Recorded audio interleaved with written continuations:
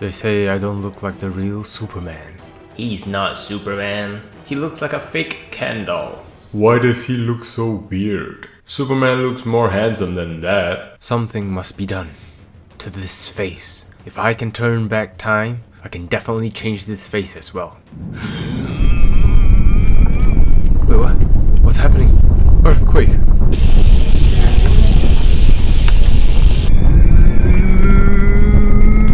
So look, an earthquake of magnitude 3 has 100 times the ground motion. Okay, I wonder how I look now.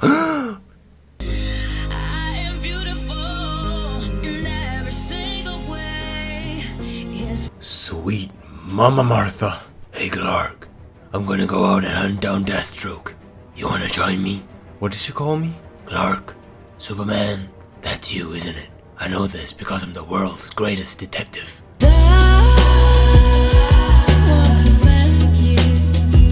Why are you looking at me like that? You're freaking me out. Stop it.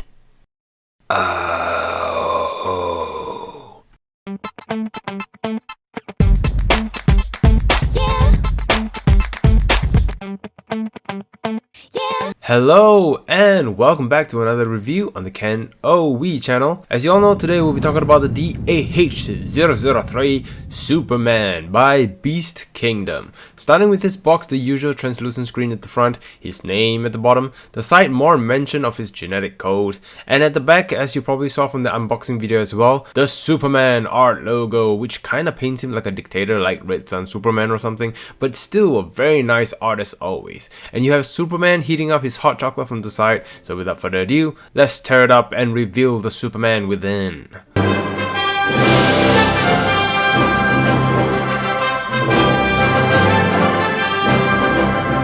And here is Clark Kent out of the box, and this Superman definitely works out. Starting with his head, putting Henry Cavill's face and comparing them side by side, they managed to capture the intense look that he has on his face from this scene, but other than that, I wouldn't say this resembles the actor, unfortunately. It kinda looks like the comic book Clark Kent face in a movie Superman suit. Maybe it's his eyes, cause putting this guy under certain lighting where the shadows cover his eyes and I get the Henry Cavill feel going, but it's probably just me. Apart from that, the rest of the body is sculpted and painted really nicely. You have the metallic light blue for the lines, which makes them pop, some textures, and the metallic gold around the belt area. It looks like the suit has textures even though you could barely feel it. The symbol of hope. Nicely painted as well, but if I were to be really nitpicky about it, if this is based on the Batman vs Superman character, then they're missing out on the detail of the middle line for the S symbol. If we're talking about Man of Steel, then it's accurate, but Batman vs Superman has this additional detail, but again, it's something that can be easily overlooked, but I thought I'd highlight that.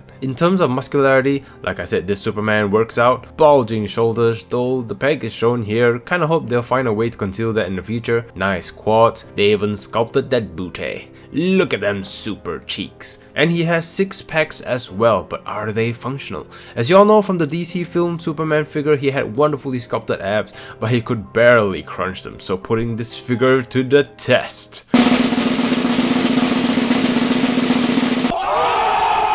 This is how you crunch your abs. Eat my abs, faker. When will I ever get a break? I've come to talk with you again.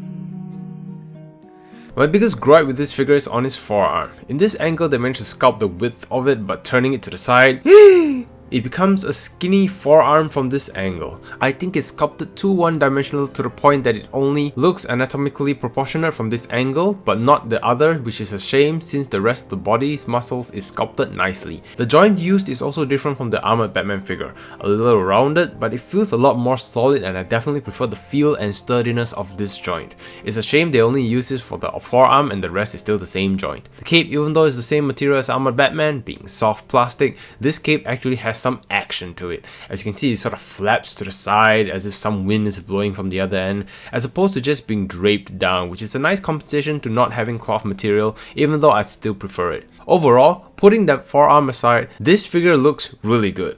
body-wise. But depending on your preference and take on his face sculpt, this to me is more of a comic representation of Henry Cavill than the movie representation. Moving to his articulation. Head and neck is on a ball joint and he can look up and down further than the armored Batman, left and right. Side to side pivot, perks of not wearing a chunky helmet. Arms can be rotated, pushed out, ball jointed arms so can be moved around, move outwards, beautiful super bicep twist. Flex only that far unfortunately. Wrist on a ball joint so twist, move around, mid and lower ab cut. As shown earlier he can crunch forward that far, arch backwards but hindered by the cape. Plenty of side to side pivot but you have that disconnect at the side. Twisting at the middle ab and twisting at the lower ab as well. Leg pull down, super split. Kick up pretty high, kick back but outwards thanks to the cape. Thigh cut swivel, knee flex. Feet moves on the ball joint so swivel, slide up and down, slide pivot, and he has twinkle toes. Now let's talk about his accessories. Starting with the hands, he comes equipped with his Batman punching hands, a pair of face slapping hands which will slap the soul out of someone, another pair of pushing hands where it's always positioned upwards, and a pair of staff wielding hands to hold the kryptonite staff. And moving on to that, this package comes with the staff and it is made out of die-cast metal except the ends, which is made out of softer plastic, even the kryptonite, which is said it was done for safety purposes. But nonetheless, this stuff is looking really good in terms of detail and paint application, and it can also be held by the armored Batman figures, which is a relief. He also comes with a stand with his name on it, and as usual, it clips onto his butt. For his pre-order bonus accessory, he comes with this heat vision head, and this is my favorite accessory among them all. For some reason this looks more like Henry Cavill than his other head. I really think it's the eyes. The one thing I really like is that they added the white part in his eyes, which is something that's been missing from other head accessories. Do you remember the horror head from the DC film figure where he doesn't even have eyeballs? Or even the possessed head accessory from the Mafex figure? Finally, we have one that looks really close to the movies, so good job on this accessory, Beast Kingdom. And here is Superman standing next to other figures from other lines, and also comparing them to the armored Batman figures from the same line. So, in summary, this Superman still puts a smile on my face.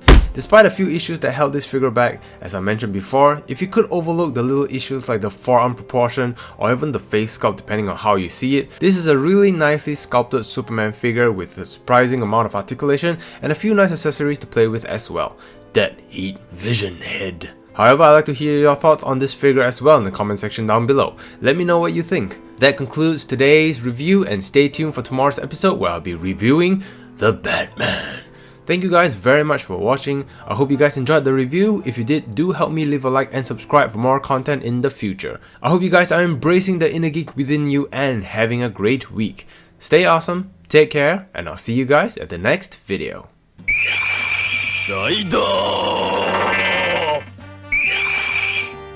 Click here for video 1. Click here for video 2. Click here to subscribe. Click it. Thank you for watching. Arigato. Thank you.